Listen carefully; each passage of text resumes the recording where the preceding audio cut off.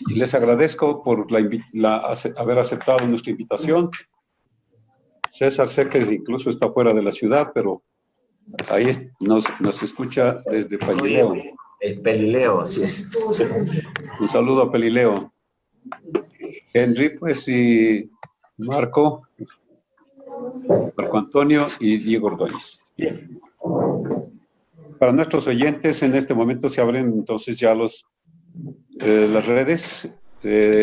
Iniciamos con Radio Sensación, que es la radio de Sedatos, Radio Sensación AM.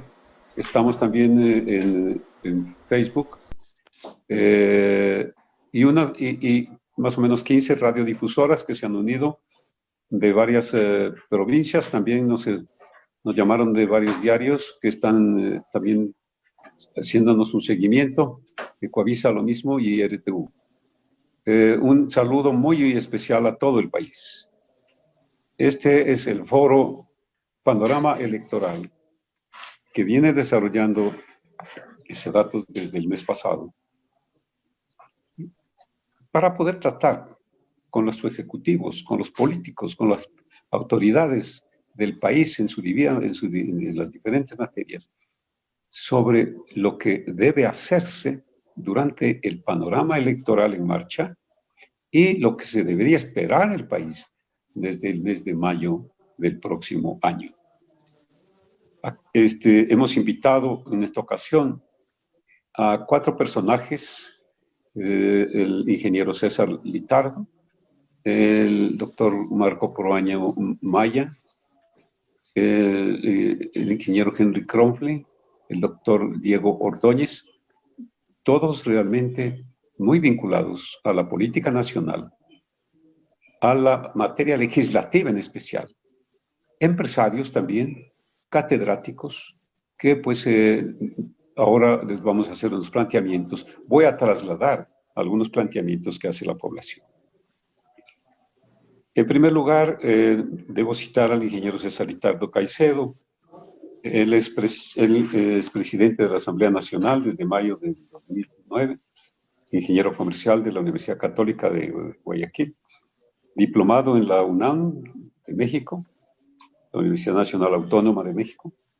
Tiene una maestría en gobernabilidad y gerencia política, catedrático universitario y desde el año 2017 asambleísta por la provincia de Los Ríos. Vamos a hacer de esta manera. Voy a hacerle una pregunta y una breve mención de algunos tópicos al ingeniero Litardo e inmediatamente le preguntaré al doctor Marco Proaño, luego al doctor Diego Ordóñez y finalmente al ingeniero Henry Kronfle. Más o menos tendrían cada uno alrededor de unos 5 o 6 minutos para sus respuestas, para poder hacer ojalá unas 3 rondas. El ingeniero Litardo, el desenvolvimiento de la Asamblea Nacional ha tenido varios aspectos que han preocupado mucho a la opinión pública. Tengo que hacer referencia a lo que dice la población en materia de la aprobación a la Asamblea Nacional. Y vemos que se marca una tendencia siempre a la baja, bastante preocupante. Inició con el 43% en mayo de 2017, 30% en mayo de 2018, 22% en mayo del 19, 9% en mayo del 2020 y a septiembre tiene un 3% de aprobación. Y citando a lo que es la credibilidad, que eso es tan importante en todas las áreas, no se diga en lo que se refiere a la palabra de los asambleístas. La credibilidad se ha deteriorado tanto que a este mes, septiembre, está en 2%. 2 de cada ecuatoriano consultado en una muestra de 2.200 casos a través del sistema CATI que se llama Computer Assisted Telephone Interviewing. Ayer hicimos una exposición del CNE. Realmente hemos hecho un avance muy grande en la materia tecnológica para poder cubrir a la población en los diferentes sectores. Entonces, como le decía, la población quiere saber ante esto. Debo decirle que cuando comenzó usted, la referencia en mayo de 2017 fue del 29%, la credibilidad en la palabra. La población tiene muy en cuenta los campos de acción que le competen, tanto en lo que es la parte legislativa como en la parte de fiscalización. ¿En qué forma podríamos decir que la legislatura, la Asamblea Nacional, no solamente en su periodo, sino en periodos anteriores, le ruego hacer referencia también a los años anteriores, ¿en qué forma ha cumplido con estas obligaciones de legislación, de fiscalización? ¿Y qué debe hacer? ¿Qué cambios usted sugiere que se deben hacer hacia el futuro? Usted va a ser candidato nacional por el partido de por Asamblea, por Alianza País. Entonces, desde hoy quisiera ya que la población escuche a un nuevo legislador a partir de mayo del 2020 sobre qué es lo que se debería hacer. Por favor. Gracias, Bolivio. Saludar a Henry, al doctor Marco Proaño, a Diego Ordóñez que nos acompaña en este panel y a todos quienes nos están siguiendo por los diferentes medios para el mismo.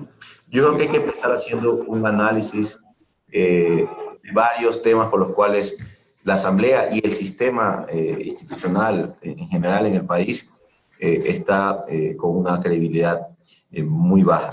No solamente la Asamblea, creo que en general el ecuatoriano a todo nivel es una sensación en términos negativos. Y creo que son varios factores. Primero, siempre la Asamblea va a entrar en cualquier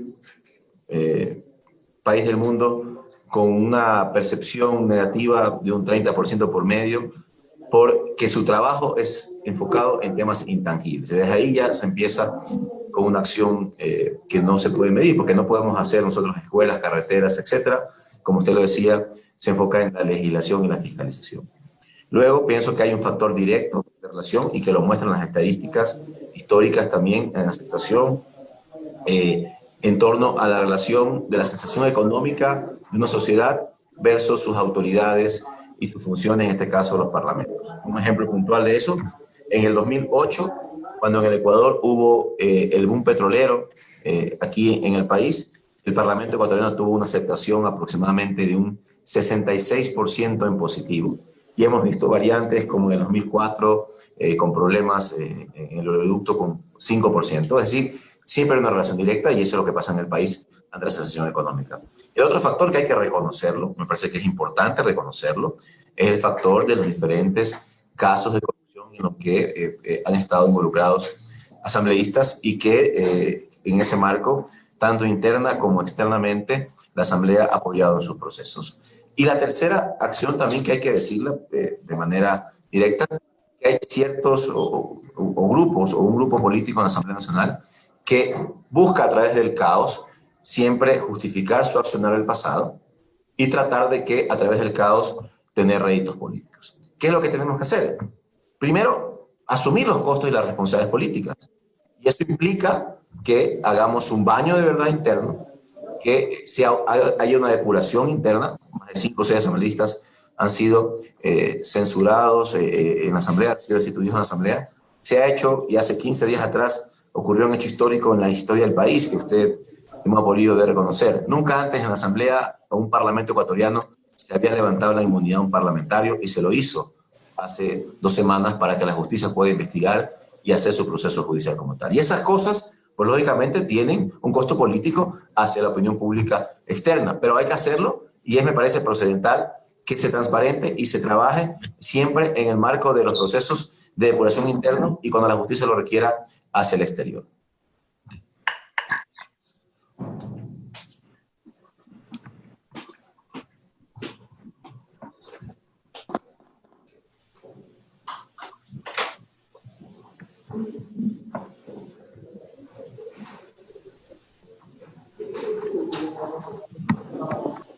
Bolivio, no se escucha.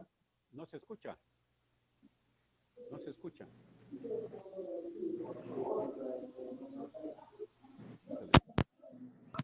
Ahí me escuchan. ¿A quién le dan la palabra? Mía. No, Sigue, no, sigue. ¿Quién va siguiente? Perdón. Sigue César, sigue César. Sí, bueno, entonces yo decía que En ese marco, lo que hay que hacer es pensar en un nuevo periodo legislativo. Hay una responsabilidad directa también del ciudadano en estas nuevas elecciones, escoger a las mejores mujeres y los mejores hombres para que sean representantes en el Parlamento ecuatoriano. Y en esa línea pues hay que trabajar todos enfocados en que este periodo que ha sido muy difícil, muy complicado por las diferentes razones que ya hemos mencionado y son de conocimiento público, tiene que cambiar. Y en ese cambio hay una gran responsabilidad del voto ciudadano en escoger a sus mejores mujeres y sus mejores hombres para el próximo periodo legislativo y quienes dirijan los destinos del país.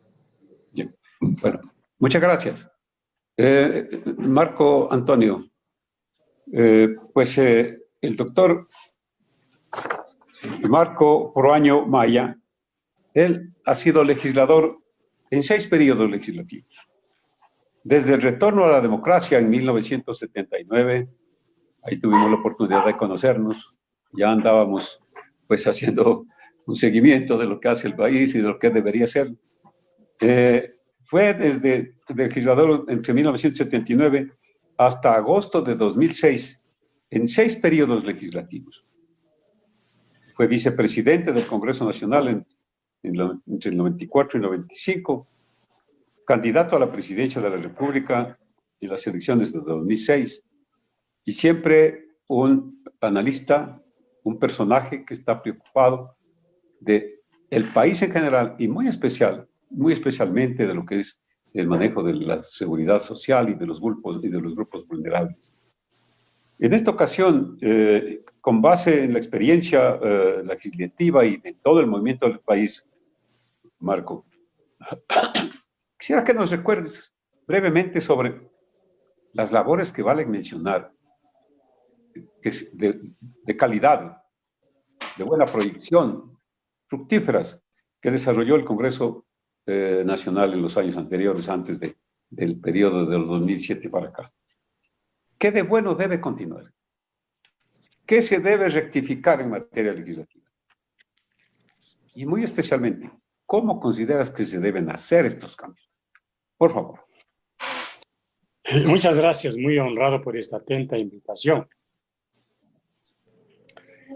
El Parlamento es un espacio democrático para concentrar el poder, o es un espacio democrático para servirle al país. Hay que sacudir todo lo que está podrido en la nación, todo lo que le duele al pueblo. Hay que limpiar el alma nacional de los efectos corrosivos del odio y de la venganza. Un legislador debe tener una formación humana integral, debe tener una buena experiencia, debe tener firmeza para tomar decisiones y tiene que conocer la realidad nacional y conocer esencialmente al ser humano.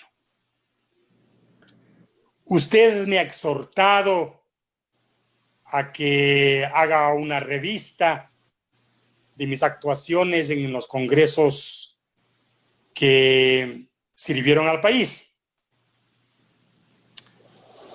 Era un día del mes de agosto del año 2002. Yo vi un informativo, una señora que había cobrado el 14º sueldo. Eran $8. Porque en esa época el Código del Trabajo decía que el 14º sueldo eran 2 salarios mínimos vitales. ¿Cuál era el salario mínimo vital? 100,000 sucres.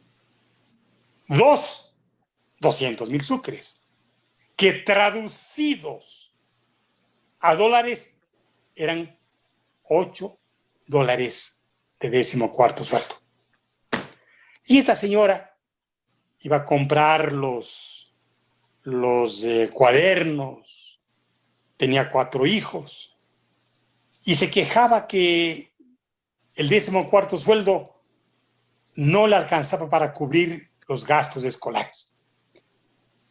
Entonces yo me hice una pregunta, y una pregunta que se hacía a la población.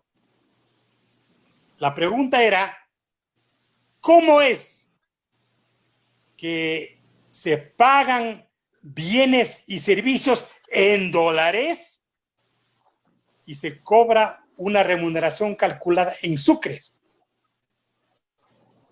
Y presenté la ley interpretativa del Código del Trabajo.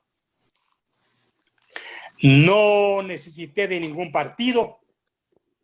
Yo en esa época ya era un legislador que actuaba conforme mis convicciones, mis principios. Ya no tenía partido. Y el Congreso Nacional aprobó por unanimidad esta interpretación al Código del Trabajo. Y se dispuso que el 14º sueldo fuera de un salario básico unificado. Hoy, todos los trabajadores activos y pasivos cobraron $400 del 14º sueldo. Claro que yo tuve que enfrentarme a quienes tenían el poder económico. Yo estuve en el ex Tribunal de Garantías Constitucionales defendiendo mi propuesta legislativa. No delegué a nadie mis responsabilidades. Y durante casi 2 años hubo la disposición de que el 14º sueldo sea un salario básico unificado. Y tuve el acierto, y yo soy responsable y me siento feliz de haber ingresado en esta reforma interpretativa a los jubilados, que antes no tenían el 14º sueldo. Y entonces, desde el año 2004, 2005 en adelante, todos los trabajadores activos y pasivos tienen el 14º sueldo en relación a un salario básico unificado. Es decir, el legislador no debe estar atento a los ruidos. Tiene que escuchar a la gente. Porque uno, cuando es legislador, ve que en sus manos, en su voluntad política, en su talento, tiene la suerte de millones de gentes. Y entonces, usted me ha exhortado a hacer un ejemplo, le pongo el ejemplo. Yo creo que el legislador debe ser el representante de las aspiraciones de un país.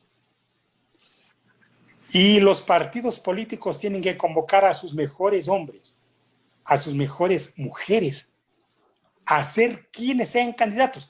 Porque una persona no elige a quien quisiera elegir. Elige a las personas que son propuestas personales de los partidos políticos. En tal forma que la decisión final la tienen los partidos políticos, no los ciudadanos. Porque el ciudadano elige a la persona que le presente al partido político. Yo estoy aquí con 3 legítimos aspirantes a tener una opción en la próxima Asamblea Nacional.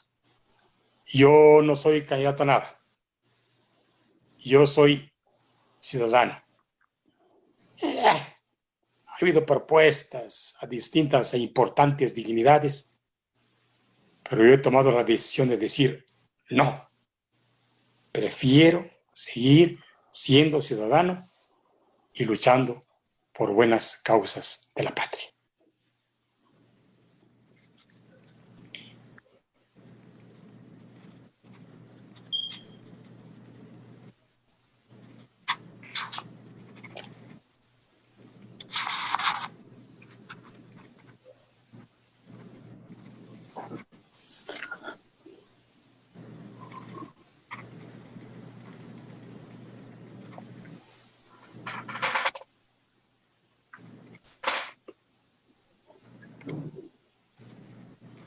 Gracias, Marco Antonio. ¿Sí me escuchan? ¿Aló? Sí. Sí. Bueno, muy amable. Unas experiencias, pues, que simplemente son el resultado de tantos años en la legislatura, en el movimiento del país en general, que vale la pena tomarlos muy en cuenta. Diego Ordóñez Guerrero, él es doctor en jurisprudencia de la Pontificia Universidad Católica del Ecuador, con posgrado en Derecho de la Competencia. Ejerce muy bien su asesoría legal, catedrático universitario, legislador por Pichincha, por la democracia popular en el periodo anterior. Y también recuerdo, Diego, que fuiste secretario en la Constituyente de 1998. Tiene entonces una experiencia que vale la pena recogerla ahora. Y como candidato de la democracia popular, más bien de Creo, democracia popular ya no tenemos, de Creo a la próxima asamblea, vale la pena que en esta oportunidad y las que continuaremos haciendo, se diga cómo va a ser el papel del asambleísta, Ordóñez. ¿Acaso hay que hacer cambios en la estructura misma de la asamblea? ¿Debe ser una sola asamblea o debe de ser una Cámara de Diputados, otra de senadores, en fin? Que la población está a la expectativa de qué es lo que van a sugerir ustedes. Con toda tu experiencia política y legislativa, entonces, pues te escuchamos tus expresiones a continuación. Gracias, Polibio. Un saludo a todos que nos acompañan en el panel. La mala calidad de la representación política tiene que ver con la mala calidad del sistema político, del sistema electoral. Uno no se puede dejar separar lo uno de lo otro, ¿no? Las instituciones en muchísimo responden a la calidad de sus actores, de sus integrantes. Y la Asamblea Nacional que opera actualmente no representa sino eso. Un sistema político orientado a fortalecer los pequeños caudillismos, fuertemente atravesada por esta atávica identidad clientelar de la política ecuatoriana, en donde lo que opera es esto que Marco acaba de decir, es decir, estas respuestas inmediatas y coyunturales antes que la discusión sobre las soluciones estructurales, los problemas de fondo del Ecuador. Las asambleas han estado acostumbradas, no esta últimamente, digamos que es histórico, salvo excepciones, que las asambleas han operado con la misma lógica del sistema político ecuatoriano, un sistema clientelar y populista, no abordando los temas estructurales, no abordando la solución de los problemas estructurales, no haciendo propuestas para solucionar el problema estructural de la seguridad social, el problema estructural del sistema económico ecuatoriano, el problema estructural del sistema electoral ecuatoriano. El sistema de partidos, de organizaciones políticas creados en el correísmo, en la Asamblea de Montecristi, favorece la fragmentación, favorece la atomización, no la consolidación, no la construcción de organizaciones políticas nacionales que articulen ideas, que articulen conceptos y que articulen cuadros políticos consecuentes, coherentes con esas ideas. Llegan entonces a la asamblea personajes que representan intereses pequeños, mínimos, normalmente ligados a su deseo de reelección, a su deseo de mantener un nivel de popularidad en sus localidades. Y se provoca lo que se ha provocado actualmente, ¿no? Es que para la aprobación de las leyes no puede haber una discusión orgánica entre gobierno y estructuras políticas, sino que tiene que existir una negociación, en muchos casos por debajo de la mesa, para que votos aislados pues vayan sumándose y lograr la aprobación de las leyes. En sociedades cuyas democracias se han consolidado, cuyos sistemas económicos, sus sistemas políticos se han consolidado, es porque ha habido organizaciones políticas, llamados partidos políticos, no movimientos temporales, pues no organizaciones creadas para una elección que aparecen, desaparecen cuando se produce un evento electoral, sino con estructuras de institución, partido político, y esas instituciones, partidos políticos, son las que hacen acuerdos que se mantienen a largo plazo, porque las instituciones, partidos políticos, sobrepasan a sus líderes coyunturales. No están asentados en pequeños caudillismos de bajo nivel, sino en representaciones de estructuras institucionales. Quisiera que esto sea claro para establecer que el Ecuador no va a poder construir una democracia, una institución de largo plazo y un sistema económico de largo plazo si tenemos que seguir manejando la negociación política, los acuerdos políticos en las coyunturas, tratando con intereses, discúlpenme la expresión, si suena duro, intereses bastardos, de gente que trafica con su voto, de gente que negocia su voluntad para apoyar leyes que son de interés. Y esto tiene que corregirse. ¿Y cómo se corrige, Polibio? Primero con la consolidación de partidos políticos, de organizaciones que vayan más allá de una elección, con acuerdos políticos que se sostengan más allá del proceso electoral. El Partido Social Cristiano y el Movimiento Creo han hecho un acuerdo electoral, pero me parece fundamental, por ejemplo, para la sostenibilidad de las reformas que el Ecuador necesita, para poder corregir los gravísimos perjuicios provocados a la economía, a la política, a la moral por el correísmo. Para corregir eso necesitamos consolidar esos acuerdos, que no quiere decir unanimidad, no quiere decir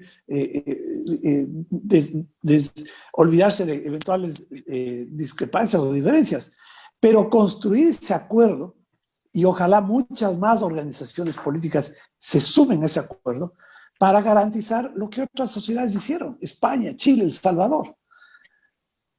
¿Cómo es que Chile, España, El Salvador lograron superar el subdesarrollo? Con acuerdos políticos que permitieron sostener políticas en el largo plazo. Y esto va más allá de los individuos, va más allá de las vanidades, va más allá de crear pequeñas plataformas que no coadyuvan o facilitan estos acuerdos de largo plazo. ¿Qué hacer entonces, Polibio? Con esto termino. Es eso, ir a la Asamblea a procurar estos acuerdos en torno a las reformas fundamentales que son necesarias para crear empleo, crear oportunidades, crear prosperidad. Yo estoy cansado ya de vivir en crisis, mientras Colombia, Perú tienen tasas sostenidas de crecimiento, mientras Colombia y Perú atraen inmensa cantidad de recursos de inversión. En el Ecuador seguimos discutiendo aún sobre si la empresa privada o el sector público. Estamos en discusiones de los años 60, cuando el resto de países ya están más allá, avanzados en el siglo XXI. Acuerdos políticos sobre reformas estructurales. Eso es lo que yo espero hacer en la Asamblea, Polibio.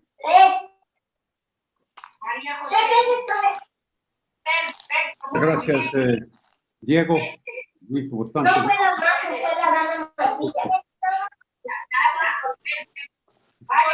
Y por ahí tenemos un ruido. Ruido hay ahí.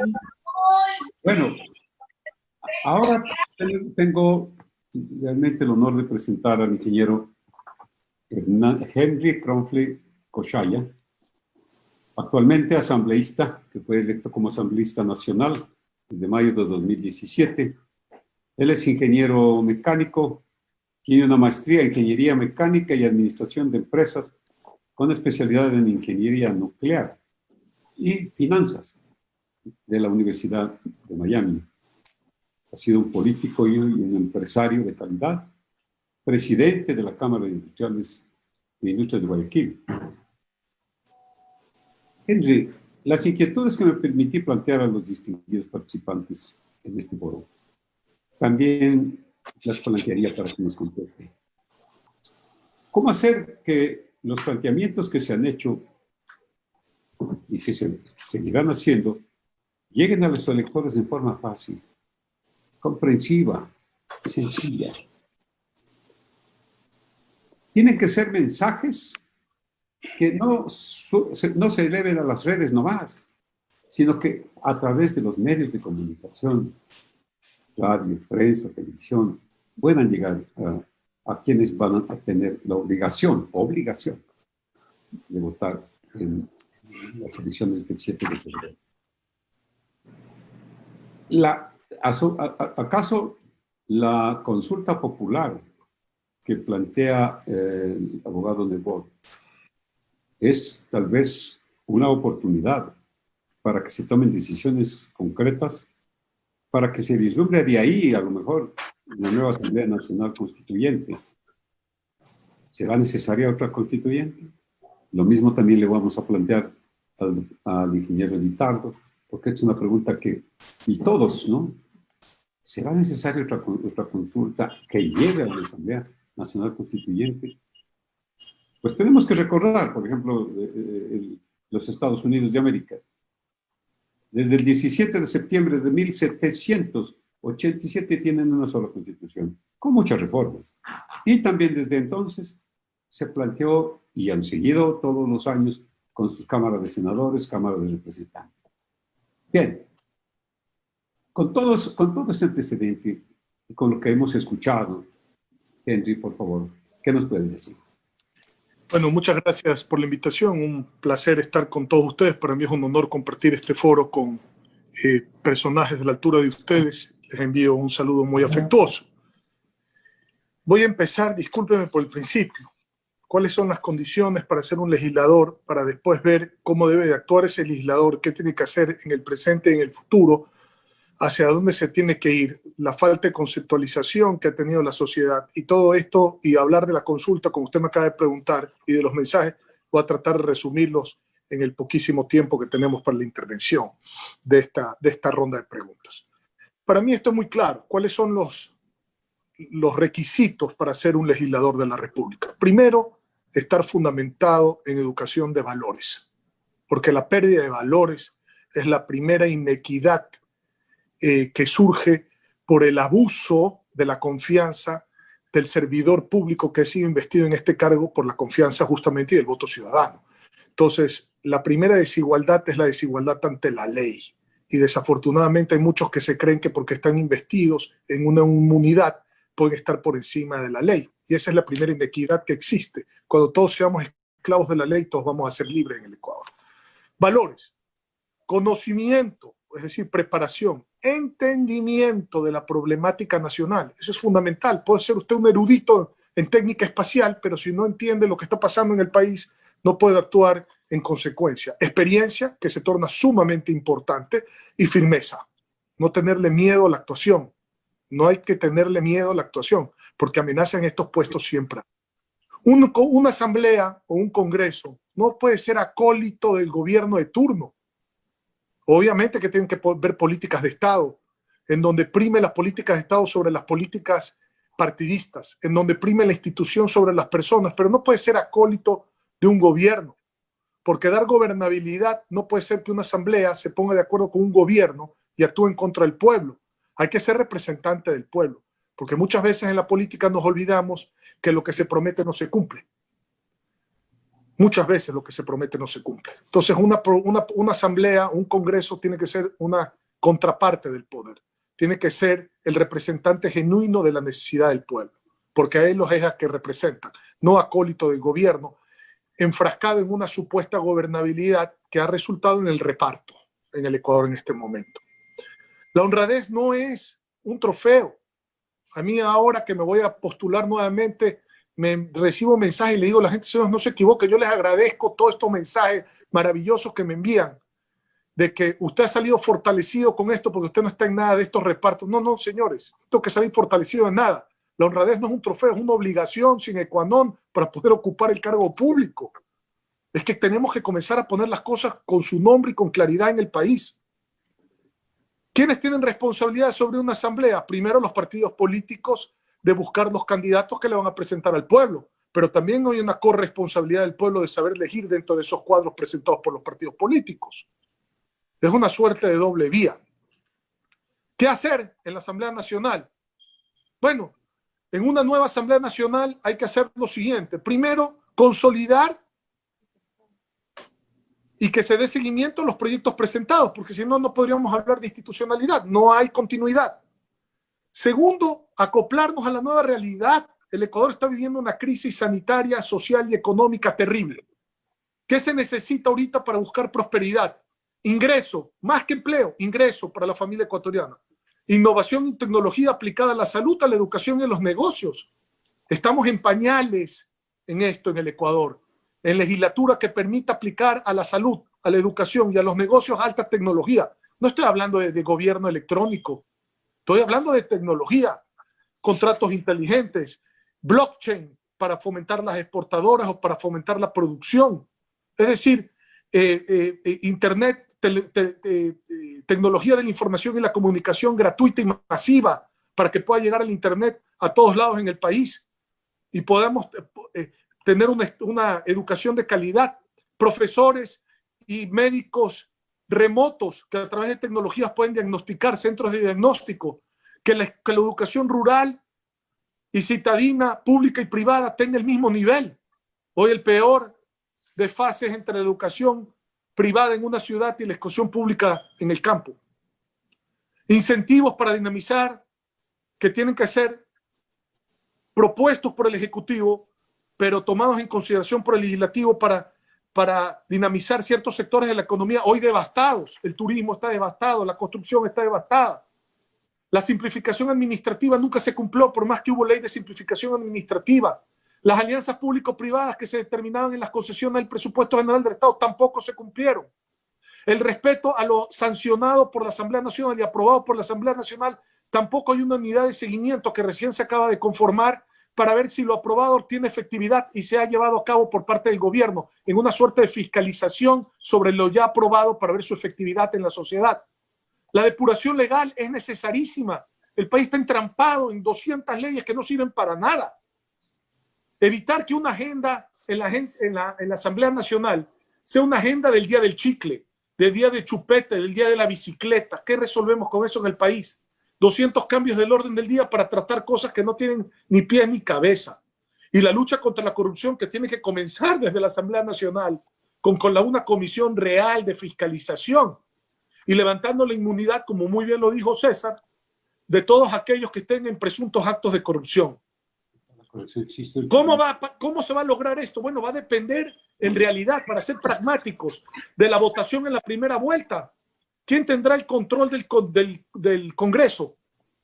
Para saber si ese grupo que tenga el control después de una primera vuelta electoral, que es donde se eligen a los parlamentarios, ver si se van a aplicar políticas de Estado, políticas partidistas, ver si las instituciones van a estar por encima de las personas. Es muy importante no solo terminar escogiendo a las personas con un voto realmente estudiado previo a ir a votar, pero también verificando si esas personas cumplen con el procedimiento para los cuales los ha elegido el pueblo. Lo que no se comunica no existe. Los mensajes tienen que ser en todo sentido. Redes sociales, canales de televisión, medios, encuestadoras como la de ustedes, radio, periódicos, prensa escrita, nacional e internacional. Tiene que tener veeduría el proceso. Lo que no se conoce, lo que no se comunica, no se conoce y por lo tanto no existe. Esa es una primicia, es una prima dentro de la formulación de la comunicación en cualquier parte. Consulta popular no es hecha por Jaime Nebot, es hecha por la población, porque no se puede implementar una ley en el Congreso que permita tratar más de un asunto, porque eso está prohibido desde el punto de vista legislativo. Porque cada vez que vienen expertos que han ganado las elecciones quieren cambiar las leyes, quizás por cosas que a ellos les interesa, que no son de interés del pueblo. Entonces, lo que se hace por consulta solo se puede modificar por consulta. Ir a una constituyente no, porque no se está reformando en la consulta nada que tenga que ver con la Constitución. Solo se está tocando temas que son legales. Y para ir a temas legales no se necesitan constituyentes. La consulta, lo que aprueba el pueblo, solo puede ser modificado por el propio pueblo. Ese es el candado. Y la consulta es el mecanismo para tratar una serie de problemas en diferentes materias que le permita al pueblo resolverlas de una vez por todas, que ni presidentes, es decir, ni gobiernos ni asambleas han podido resolver en este momento. Por falta de mayorías, por falta de lo que fuere, pero el resultado es que no se ha podido resolver. Y ahí están problemas tan graves como que ya no se sigan manejando presupuesto general del Estado con déficits, sin financiamiento fundamentado real, que la seguridad social invierta con rentabilidad real, y no se lleven la plata en los gobiernos de turno para pagar salarios y le entreguen un papel que es un papel basura a la seguridad social, y no hay como pagar ni los afiliados, ni los jubilados, ni dar los préstamos, ni las atenciones de salud, ni los préstamos quirografarios, ni hipotecarios. Eso tiene que acabar, que el gobierno le meta la mano a los fondos de la seguridad social y que no exista transparencia dentro de la seguridad social. Temas como la propia minería y los hidrocarburos, el petróleo, para que no nos llenarnos de 200.000 trámites más que el requisito fundamental sea el requisito ambiental con la factibilidad económica. Y no que pasemos por una tramitología que ahuyenta la inversión, con una ley minera que ni siquiera ayuda a que se invierta, porque se le llevaron la plata al inversionista antes de que se establezca en el país. Un tema laboral importantísimo de tratar, llegar a la fracción laboral con todas las cargas sociales para poder darle más empleo a los jóvenes, emprendimiento, y que por supuesto se amplíe la frontera del empleo. Temas que van desde los delitos atroces, que parece que aquí no pasa nada. Aquí se viola a una menor de edad y después se la mata. ¿Qué delito más execrable que ese existe? Y resulta que el tipo que tiene la reclusión sale porque las rebajas a la condena. Entonces aquí los delincuentes están en la calle y los honestos tienen que estar encerrados en sus casas con el pánico de que los ataquen los delincuentes. Entonces, todas estas cosas están en el marco de esta consulta, que es la fórmula para que el pueblo se pronuncie en lo que ellos realmente necesitan de una vez por todas, porque saben que ni asambleas ni gobiernos van a poder hacer el trabajo, porque no lo han hecho hasta ahora. Muy bien. Muy claro. Muy buenas sugerencias, muy buen análisis, Henry. Nuevamente, voy a molestarle con la participación al señor presidente de la Asamblea Nacional, César Vital. Recojo a lo largo de todo el foro inquietudes que me presenta la población. Estamos siendo realmente seguidos por un muy buen grupo de radiodifusoras, la Asamblea Nacional también con su radio, y yo agradezco realmente el interés de la población en escuchar a ustedes. No entonces tiene que dirigirse a mí, sino a la población que nos está escuchando. Ingeniero Litardo, ¿sí me escucha? Escucho, don Polibio. Muy bien. Dice, yo les paso textualmente, no dejan de mencionar cuestiones interesantes e importantes, pero también cosas que, dice, están siendo parte de lo que es un sistema clientelar, dice la población. No hacen propuestas, algunas sí aparecen interesantes, pero faltan las propuestas que usted les pregunta de qué hacer. Todo lo hacen para bien de los partidos y para ellos, dice la población. Piensan solamente los partidos son los movimientos y en ellos como asambleístas.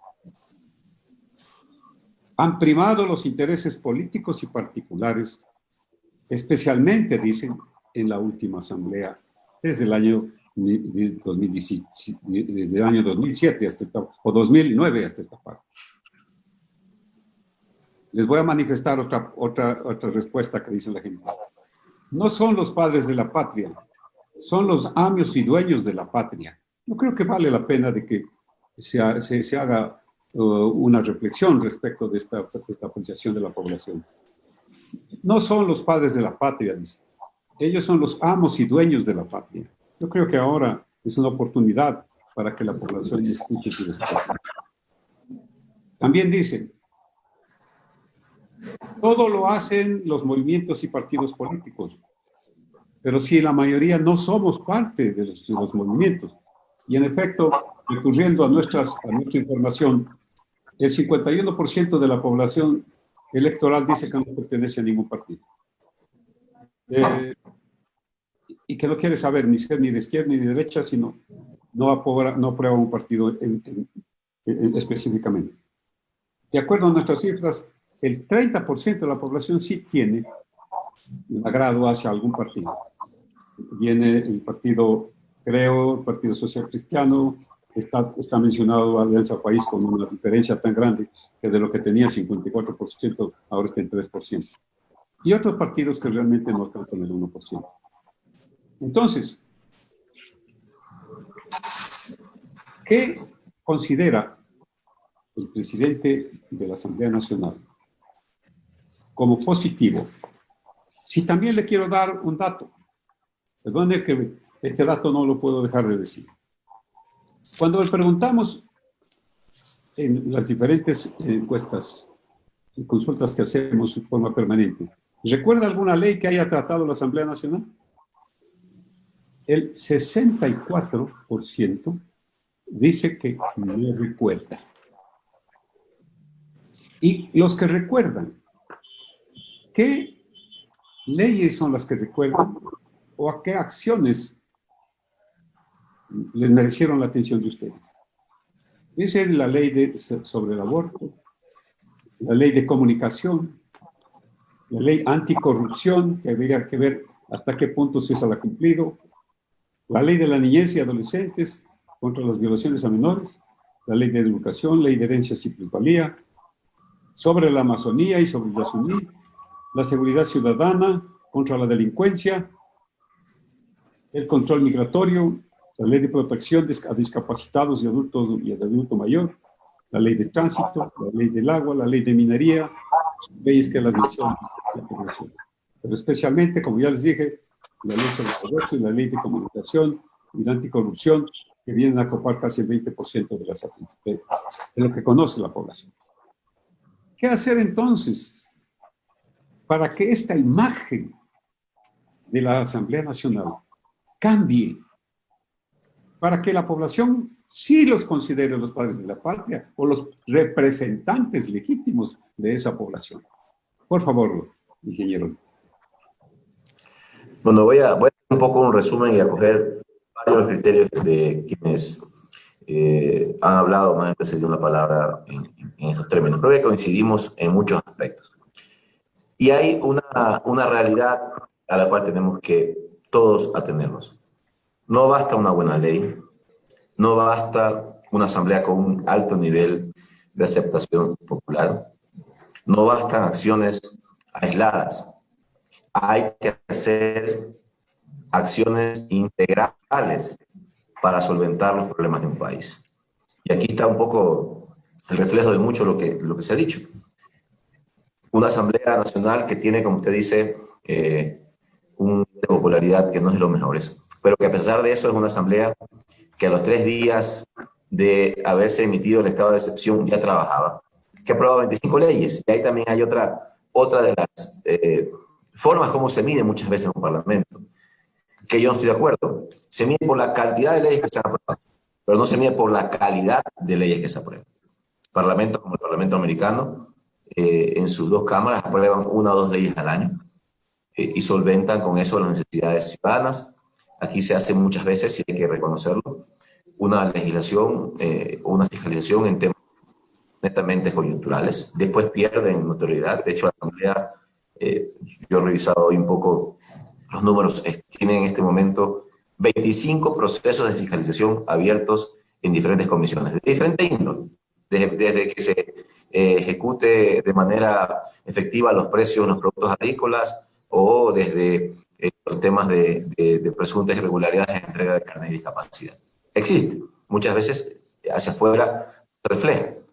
Y ver cómo esa intangibilidad, porque cuando apruebas una ley, la ley hasta que se ejecute tiene un periodo de aplicación. Pasa por un veto, pasa por una nueva proceso en la Asamblea, dura 2 meses, de ahí tienes un mes más hasta que se publica en el registro oficial, 3 meses, y de ahí hasta que se emite el reglamento, que a veces nosotros hemos aprobado en 10 años de legislación 165 leyes, 101 leyes no tienen reglamentos para poderse ejecutar. Hasta que el reglamento se ejecute, finalmente esto no tiene una tangibilidad con ciudadana, no se siente al ciudadano. Y eso hace que la gente no recuerde muy bien qué ley se aprobó, qué ley no se aprobó. Pero hay reformas importantes, y ahí voy un poco al tema que se debatía. Hay reformas importantes que se han hecho institucionalmente. Por ejemplo, en el Código de la Democracia se han hecho cambios importantes, estructurales. Por ejemplo, los temas de ser más transparentes los financiamientos de campañas, como tal, en términos generales. La participación femenina, volver a, yo creo que fortalecer los partidos políticos es positivo, desde mi punto de vista. Volver a los votos de listas cerradas va a permitir consolidar los partidos políticos de mejor manera. Y cada partido político tendrá que defender su posición como tal.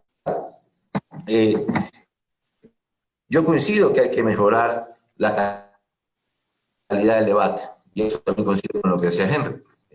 Hay algunos legisladores y sectores políticos que en función de generar algún tipo de tema coyuntural ponen en el debate temas que muchas veces no son de fondo, si bien son temas que se pueden debatir en el legislativo, tal vez en una comisión, no son de fondo. Y ahí hay que hacer también reformas estructurales a la ley orgánica de la función legislativa. Vean, solo para que tengan una idea, mucho se habla, por ejemplo, de los casos de depuración. En la Constitución, en la ley, hay como causal el recibir, digamos, como una causal de destitución. No existe. Por lo tanto, esas cosas hay que modificar. Y coincido con esto. Una ley no significa que se solucione el problema. Hay una ley que simplifica los trámites productivos del país y no se ejecuta. Y ahí es por eso que, ante esa necesidad, esta Asamblea ha creado la unidad de seguimiento de la ley, para que la misma Asamblea se encargue para que la ley se cumpla. Y coincido con algunos comentarios. Tenemos que tener un pensamiento pragmático para resolver los problemas del país. A la ciudadana no le interesa si ser de izquierda o de derecha. Al ciudadano le interesa tener en su mesa todos los días un plato de comida, tener trabajo, tener seguridad, tener educación para sus hijos, tener salud. Y hacerlo indistintamente de la forma, la filosofía que tenga un político, tiene que ver con resolver problemas. Y ahí hay mil ejemplos. Es como China, que en teoría tiene una acción socialista comunista, pero que en la práctica son liberales y abiertos a los mercados del mundo. Y en ese sentido, creo que hay que trabajar en ese pragmatismo en función de resolver los problemas del país cuando las ideas son coherentes.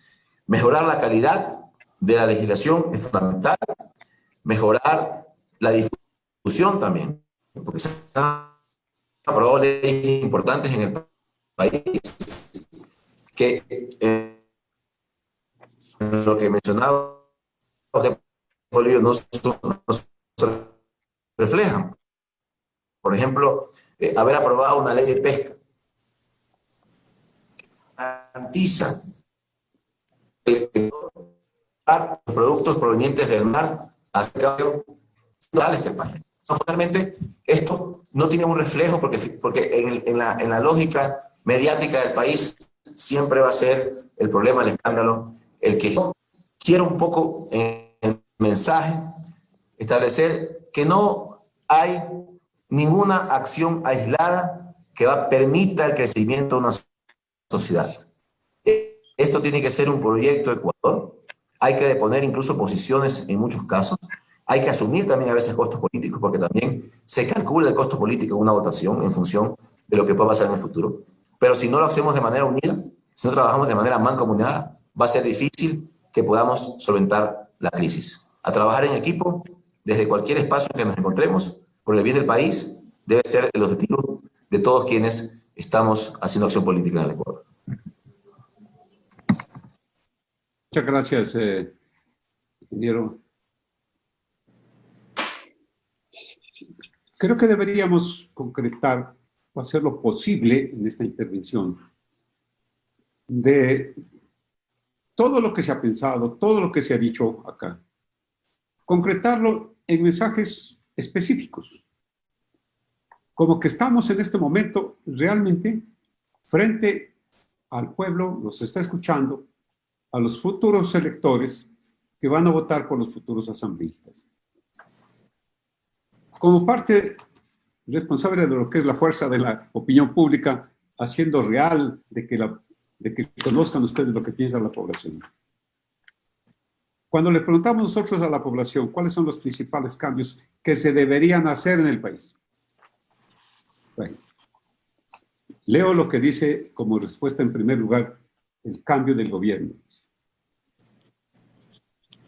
Lógicamente se está en ese proceso. Aspiran, dicen, consideran que es como lo más necesario que haya, pero un verdadero cambio para el bien del gobierno y de los gobernantes. Que haya un control efectivo de la corrupción. En una inquietud que me planteaba alguien, me decía, nada dicen los asambleístas sobre los compañeros de ellos que están actualmente en procesos judiciales. Esperan a la población de que digan cómo es lo que se va a limpiar esto de los asambleístas que han estado metidos en tantos problemas, en los diezmos, en todo lo que ustedes más conocen. Ponen como también urgente el control efectivo de la corrupción. ¿Cómo se va a ejercer la mano dura, dice? ¿Y cómo se va a recuperar lo robado? ¿Acaso en la legislación no se puede tomar alguna decisión al respecto? ¿Cómo manejar adecuadamente la economía? ¿Cómo reactivar la economía? ¿Y en qué forma la Asamblea va a contribuir para que se reactive la economía? ¿Qué cambio de dirección del país? Lo importante también mencionan, ¿qué leyes deben dictarse en el país para que la justicia actúe de mejor manera? ¿Qué van a hacer? ¿Qué tipo de acción va a tomar la Asamblea para que se resuelva el principal problema que tiene la población? Que dice, la falta de empleo, la reactivación del empleo y del fomento a la producción. Ante esta situación, entonces, Marco Antonio, ¿qué nos podrías decir?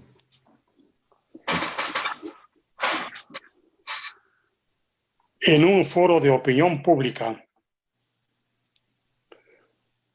un candidato a la Asamblea Nacional decía que quiere ir a la Asamblea para que el presidente pueda gobernar. No, no es así. ¿Cómo que no puede gobernar? Si el presidente tiene la función exclusiva de la iniciativa legislativa en materia tributaria, fiscal, bancaria, de presupuesto, deuda pública, salarial, ¿cómo es que no puede gobernar? Si en el proceso de elaboración de la ley, el presidente tiene el derecho a vetar parcialmente o totalmente la ley, ¿cómo que no puede gobernar? ¿Desde cuándo un presidente no puede gobernar con un organismo que no gobierna? Lo que tiene que hacer el Parlamento es entender su responsabilidad. Mire, estamos inundados de leyes. Estamos inundados de leyes. Un país debe ser gobernado por las leyes, no por las personas. Hay que valorar el concepto de la ley como definición y como práctica. Las instituciones no pueden someterse a las necesidades del poder. Una autoridad, un legislador, no puede pedir permiso al poder para cumplir con la ley. Y peor, someterse a los designios implícitos y ocultos del poder. En un editorial de hace unos días, un analista decía que las leyes, que la Constitución están por encima de todos los jefes. Las leyes y la Constitución están por encima de todos los jefes. ¿Por qué?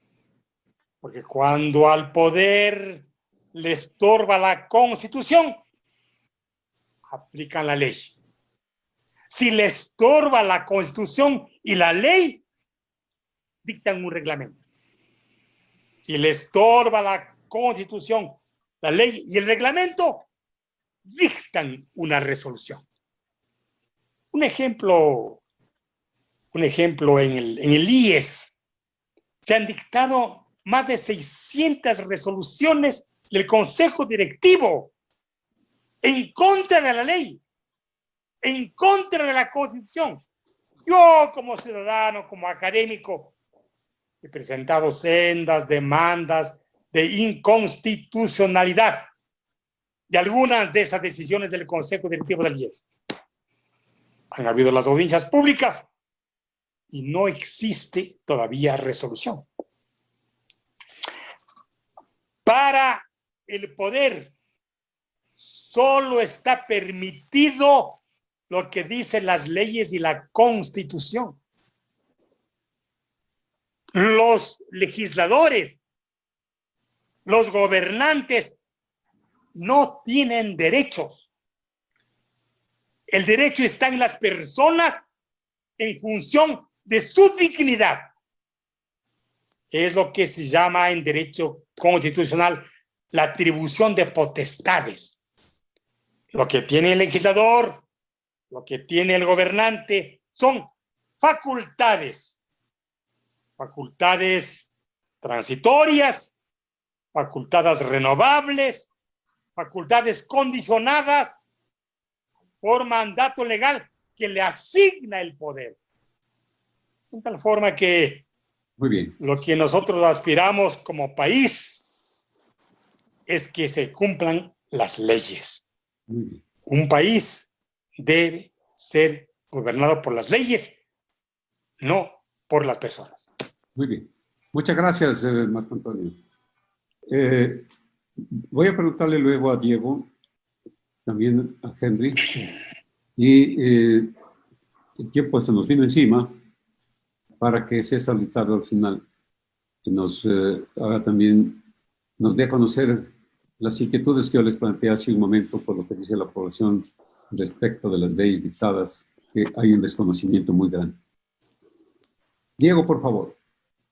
Los temas que se han planteado aquí dan como para, cuando va a comenzar la campaña, comience también poniéndose en conocimiento de la población lo que realmente se espera hacer. ¿Qué cambios se debe hacer? Por favor, Diego. ¿Qué es lo que el pueblo quiere, Polibio? Tú lo acabas de mencionar. Y no es difícil saber qué es lo que exactamente la gente necesita. La gente necesita mejorar su nivel de vida y para hacerlo necesita un empleo. Entonces el punto no es establecer qué es lo que quiere, sino cómo vamos a atender lo que la gente quiere. Y ahí vienen las discrepancias. Aquellos que creen que hay que dictar leyes, ¿no?, que satisfagan el interés específico coyuntural, o aquellos que pensamos que es necesario construir una estructura legal que garantice que esa solución del empleo sea factible. Y para que eso sea factible, más allá de la retórica, es importante encontrar un punto de entendimiento con quien ejerce el gobierno y con quienes ejercen en la función legislativa. Esto no habla de sumisión, sino habla de un sentido de cohesión, de coherencia, ¿no? De acuerdos, de estructura. El interés del gobierno debería ser el mismo que se refleje en el interés de los asambleístas, de crear las condiciones para que en el Ecuador exista empleo. Por ejemplo, debe haber sin duda un acuerdo entre gobierno y asamblea respecto a una reforma laboral. Una reforma laboral que hable de las necesidades de los jóvenes, no de la vieja y atávica visión casi cavernícola de aquellos que ejercen las dirigencias sindicales. Hay que crear un mecanismo de flexibilización laboral.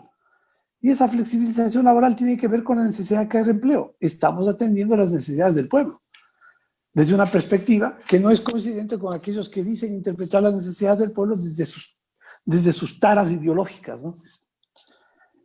Tenemos que reformar una serie de leyes. Mira, durante el gobierno de Moreno, Moreno rompió con Correa, pero no desmontó el correísmo. Durante el correísmo se crearon condiciones legales para favorecer la corrupción. Hay que atacar eso de frente. Hay que eliminar, por ejemplo, la capacidad que tienen las entidades públicas para declarar estado de emergencia y a partir de eso crear un régimen especial de contratación, que es lo que comúnmente llamamos contratar a dedo. Hay que terminar de eliminar la ley de comunicación para que el proceso de auditoría social que hacen los medios de comunicación pueda hacérselo con toda total y absoluta libertad. Eso tiene que ver con el combate a la corrupción. En términos de garantizar la posibilidad de que en el Ecuador exista un ambiente estable, hay que hacer una reforma tributaria, una y última. 14 reformas tributarias.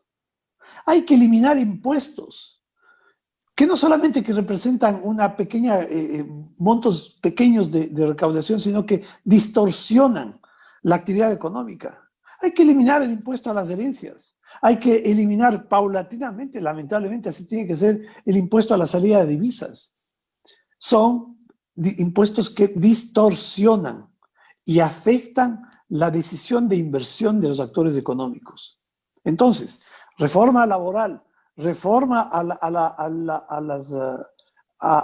las leyes tributarias, una y última reforma a la ley, al Código Orgánico Financiero, para que se eliminen no las restricciones específicas para que la banca internacional pueda sentarse en el Ecuador, sino aquellas capacidades otorgadas a la burocracia para intervenir en el negocio bancario, de manera que los bancos del exterior se instalen en el país y eso permita pues reducir las tasas de interés. Obviamente hay condiciones de otra naturaleza que no solamente las legales que deben crearse para que eso sea posible.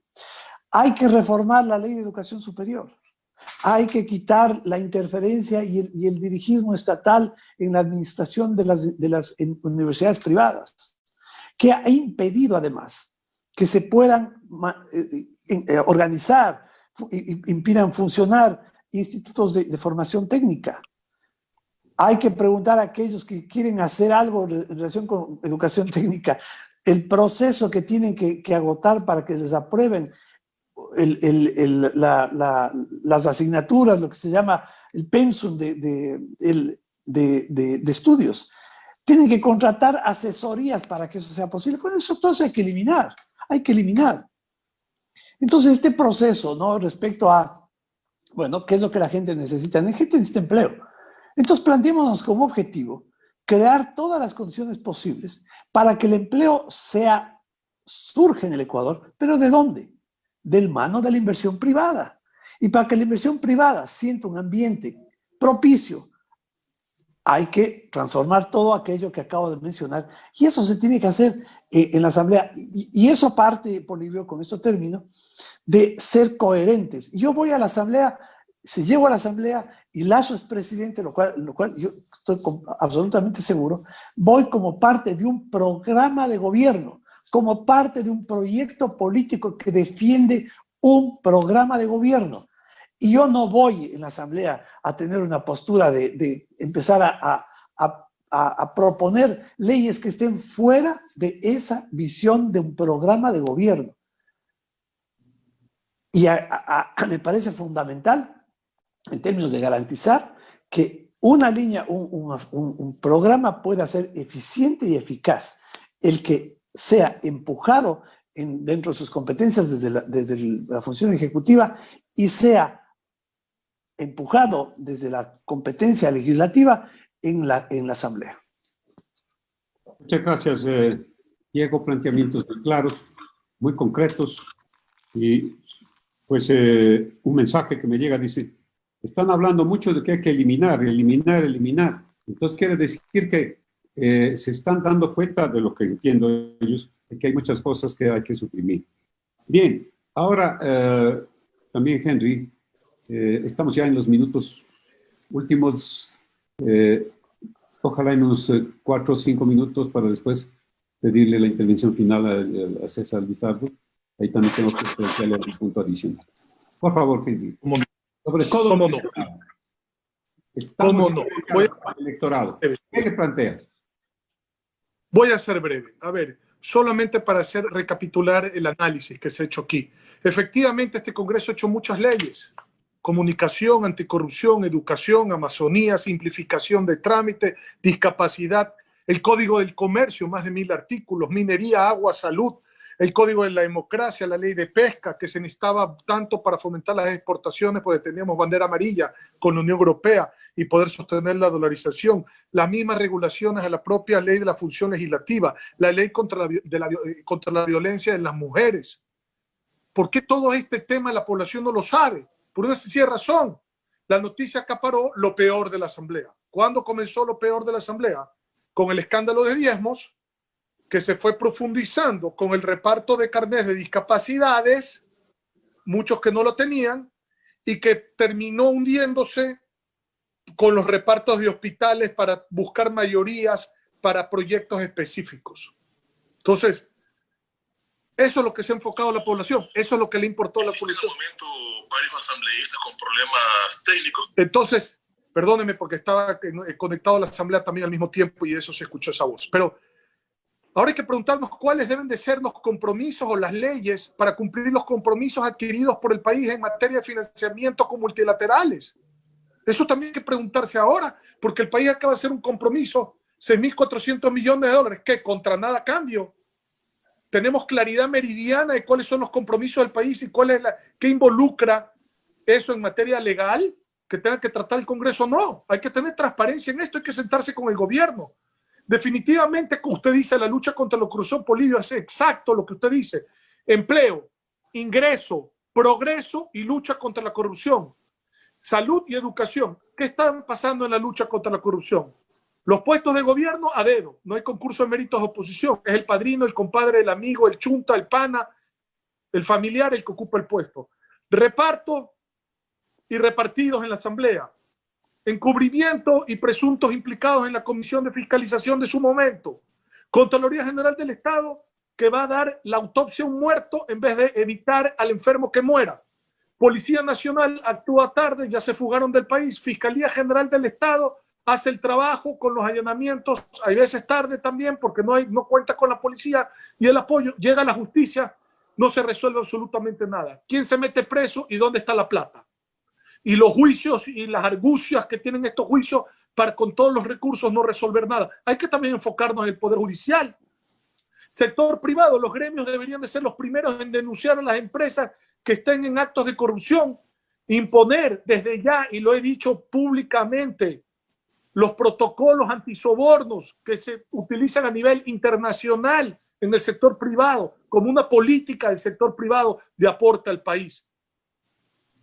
Entonces hay que tener mucho cuidado. Claro que tiene que reflejar un plan de gobierno, el plan legislativo. La ley del mercado de valores no se ha manejado absolutamente nada. Miren lo que acaba de pasar con la ISPOL. Código Orgánico Monetario y Financiero para permitir la entrada de los bancos extranjeros para que exista competitividad, más dinero, más liquidez y baje el costo del interés para fomentar la inversión y el empleo. La independencia absoluta del Banco Central. No hay un superministro de Economía que de repente es presidente en todos los directorios de todas las instituciones que controlan no solamente la banca, sino la parte financiera y monetaria del país. La ley de educación superior, fundamental para no estar direccionando las carreras a los jóvenes. Los tratados bilaterales de inversiones para que fluya la inversión. No nos olvidemos que los denunciaron a última hora por parte del gobierno de Correa y no se ha hecho nada. Se logró el arbitraje internacional. Con mi actuación, tengo que decirlo, se logró el arbitraje internacional. Pero en tratados bilaterales de inversiones no se ha rescatado absolutamente nada. Cuidar de que no permita la Asamblea Nueva que vengan más impuestos al pueblo. El pueblo no aguanta un centavo más de impuestos. En plan de gobierno, la focalización de subsidios, para que no vaya el subsidio a los ricos, a los pudientes y al contrabando. Alianzas público-privadas a través de concesiones para la administración de lo público y ahorro, reducción del tamaño del Estado, las facilidades petroleras, las regalías mineras, la estructuración de las ventas futuras sobre la estructura eléctrica, sobre todo la hidroeléctrica, las políticas de generación de empleo en jornada fraccionada con las cargas sociales proporcionales a la jornada, la ley de emprendimiento para simplificar los trámites laborales a los jóvenes y, por supuesto, la lucha contra la corrupción, que no esté en el marco de leyes como las que se están tratando ahora, haciéndole creer al pueblo que con una ley de extinción de dominio se va a encontrar la plata que no existe el nombre de la persona, pues. La plata que no existe el nombre de la persona es la plata que la ley no sabe que está ahí para confiscarla. Esa plata hay que actuar por parte del gobierno para buscar investigación y encontrarla, porque está seguramente en testaferrismo. Entonces hay que tener mucho cuidado que tampoco se vendan cosas falsas a la población con leyes que tampoco van a servir para nada, sobre pretexto del título remontante que tienen. Pero yo concuerdo, hay un plan de gobierno, hay una agenda legislativa, se necesita ir al progreso, al empleo, al ingreso, que es más importante que el empleo, porque el que tiene una vulcanizadora, un puesto de hot dog, un pequeño restaurante, una pequeña peluquería, lo que quiere es cómo se arregla la situación del ingreso. El autoempleo es muy grande en el Ecuador, es el sector más grande de la economía. Y hay que preocuparnos por el ingreso también, más allá del empleo. Entonces, eso es lo que tiene que contener una agenda legislativa. Hacia ahí es donde enfocarnos. Y el por qué no se sabe qué es lo que hace la Asamblea, porque está involucrada en todos actos de corrupción que han desviado la atención de la gente en lo que hace a que sean sancionados por lo que han hecho. Muchas gracias, Henry. Hemos tomado nota de la serie de recomendaciones que se hace y justamente como resumen de todo lo que ustedes están hablando y lo que nos va a decir a continuación el presidente de la Asamblea, vamos a sacar un gran resumen de esto. El grupo de periodistas están trabajando sobre esto justamente para que llegue a la población que por alguna razón, desde luego, no nos ha escuchado ahora ni nos ha visto. Entonces, lo que dice también la población es, ¿cómo van a hacer? Se escuchan muchos planteamientos de lo que hay que hacer. ¿Cómo lo van a hacer? También se insiste en que hay poco conocimiento de las leyes, y ya lo mencioné hace un momento, que el 64.3% simplemente no desconoce de las leyes. Quiero también mencionar que todas estas opiniones que las recogemos en el país vienen de un estudio permanente, es un estudio nacional que se llama Omnibus Opinión, que nuestros documentos, nuestras cifras, los resultados de nuestras encuestas llegan a los suscriptores y también hacemos un resumen para los medios de comunicación. Son nunca menos de 2.200 casos que incluyen nuestra muestra. Ese es el tamaño de muestra elaborado mediante un probabilidad con la suficiente aleatoriedad para que a través del sistema HATI que tenemos nosotros ahora, el Computer Assisted Telephone Interview, podamos llegar directamente a la población. Este estudio se hizo con todos los detalles que estoy diciendo hasta la semana anterior. Entonces, respecto al presidente de la Asamblea, ¿qué nos dice sobre todo a esa inquietud de la población. ¿Cómo va a ser? Se describen una serie de asuntos que tiene que realizar. ¿Cómo lo va a realizar? ¿Va a haber realmente un plan que concuerde que también con lo que se va a hacer con el gobierno en general? ¿Qué nos puede decir? ¿Cómo se puede lograr? Y también aquí me menciona la gente, ¿por qué no menciona los mayores deseos? Puede decir, el mayor deseo de las familias ecuatorianas. Un próspero, dice, un país próspero con empleo. Un país seguro. ¿Por qué? Porque la tranquilidad ha disminuido. La violencia está en acceso. Otro que dicen, un país con respeto y sin corrupción. Un país solidario. Eso es lo que aspira la población. Y lo que temen, y en esto que la Asamblea debe contribuir en lo que más se pueda, a quedarse sin empleo. A que la delincuencia avance y temen a perder a su familia con todos los problemas de salubridad que vivimos, la crisis económica y la falta de servicios. Tantas cosas, claro que el tiempo es muy corto, pero resumamos lo que usted plantea, presidente.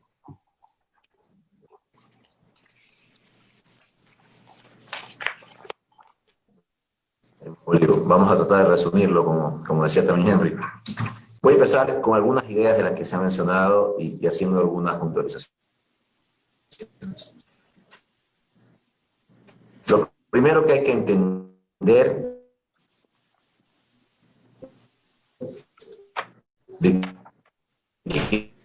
quienes va a la posibilidad de estar frente al país. ¿Hay algún problema de comunicación? Es que este va a ser importante. Dicen, ¿qué hay? ¿Sí? Dicen estos estudios que el mundo va a requerir mínimo 5 años para reactivar y volver a una normalidad económica. Por eso es que hay que adaptarse a esa realidad que el mundo se apresta a vivir. Y sí, hay que hacer reformas estructurales. Hay que buscar consensos y acuerdos. Pero entre Diego y Henry, por ejemplo, ahora han puesto más de 15 leyes que hay que discutir en el próximo periodo legislativo en esas reformas estructurales.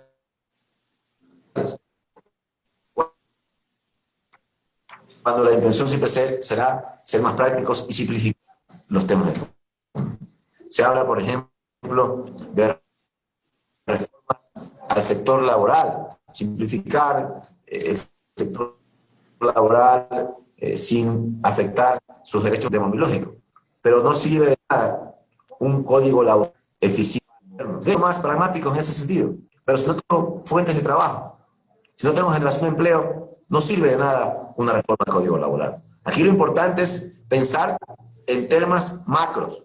La economía necesita recibir recursos frescos, generar un marco de trabajo hacia las exportaciones. Nadie habla de la agricultura.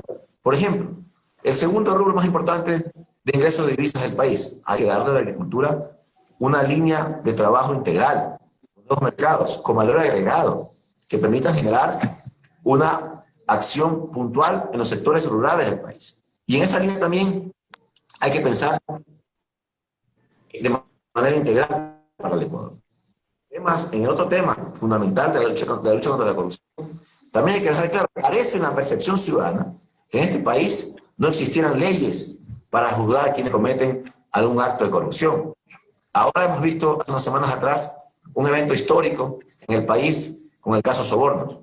Se sentenció a funcionarios del gobierno anterior de altísimo rango, incluido su expresidente, con las leyes que el Ecuador tiene, que sí hay leyes. Y en esa sentencia se ordena reparación para el país por cientos de millones de dólares que tienen que cumplir quienes han sido condenados.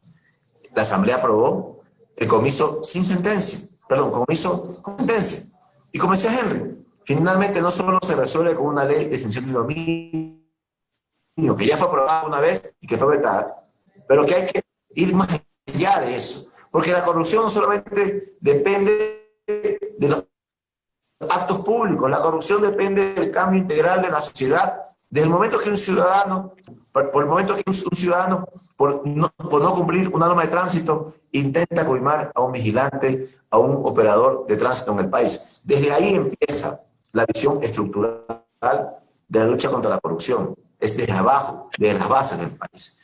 Eso se tiene que hacer con educación, con un nivel importante de proceso de trabajo, porque una ley como tal no va a solucionar el problema. Tiene que ver mucho también con lo que hagamos en el marco de los convenios con otros países. Muchos de los recursos que se han obtenido de manera ilegal por la corrupción están en otros países, no están en el Ecuador. Y si no existen convenios con esos países para trabajar de la mano en procesos de recuperación, no lo vamos a lograr. Así que en el final de este proceso, el ciudadano ecuatoriano tiene la oportunidad histórica con su voto de escoger a las mejores mujeres y a los mejores hombres para representarlos, que tiene que ser basado en un discurso de unidad. El país no puede vivir más dividido. La unidad es la única forma como podemos salir adelante. Y en ese sentido, como dicen ustedes, que coincidimos con una recuperación económica efectiva, con nuevos mercados, nuevas oportunidades, que genere herramientas de trabajo para la sociedad y una lucha contra la corrupción profunda, con leyes, con acciones objetivas y no demagógicas, son las que van a permitir que el Ecuador, en los próximos años muy complejos que se vienen, pueda tener un mejor futuro. Gracias. Muchas gracias, ingeniero César Vitardo. Pues yo quiero agradecerles mucho. Nos hemos pasado solo 4 minutos del tiempo. Eso nos daba todavía como unos pocos minutos, pero me parece que hicieron ustedes realmente una revisión de lo que se ha hecho, el gran vacío de lo que se debe hacer. Cada uno de ustedes aportó enormemente. ¿Dónde está ese vacío? Pero, ¿y cómo sobre todo se debe hacer? Y otra cosa que sí fue importante que ustedes mencionaron, ¿para quién se debe hacer? Y en eso yo creo que tiene que haber la honradez total de los asambleístas. En el para quién. No para el movimiento, no para el partido, no para el equipo económico, no para el grupo que más tiene, sino para quién. Para los que más necesitan, para los que están siempre preocupados de perder su empleo, de que se enferme su familia, de que sean atacados por el aumento tan grande de la delincuencia. El para quién es algo que nosotros, y aquí también me hacen mención algunas de las llamadas, no dicen a quién se va a dirigir el cambio de la Asamblea. Y también se ha mencionado, habría sido tal vez de concretar un poco más sobre qué cambios tiene que hacerse en la Asamblea. Una estructura diferente, un Senado, una Cámara de Diputados. ¿Quién es el que va a manejar esto? Eso yo creo que en otra ocasión, cuando ya esté avanzando incluso la campaña, les vamos a pedir que sean mucho más concretos. Cambios que se deben hacer en la legislatura para que se vuelva un ente positivo, para que vaya juntamente con el gobierno, que tiene que haber una correlación, realmente una alianza para el pueblo en general. Yo creo que fueron muy claros tanto el aporte de Marco Proaño como un legislador y con un analista permanente, un líder realmente de sectores que siempre lo están buscando porque conoce a ciencia cierta lo que hay que hacer. La contribución de Diego, lo mismo, y la de Henry con planteamientos que los tomamos muy en cuenta. Y desde luego con la participación y las sugerencias del presidente de la Asamblea, César Vitardo. Estamos preparando un resumen de este foro. Les haremos llegar a ustedes conjuntamente con la grabación de todo este foro para que entonces no se quede entre nosotros, sino que lo que hablamos aquí se difunda a todo el país en general. Les agradezco mucho y nuevamente vamos a tener, conforme avance el proceso electoral, de molestarlos nuevamente para que nos acompañen. Gracias. Gracias a ustedes. Un abrazo a todos. Gracias. Un abrazo a todos.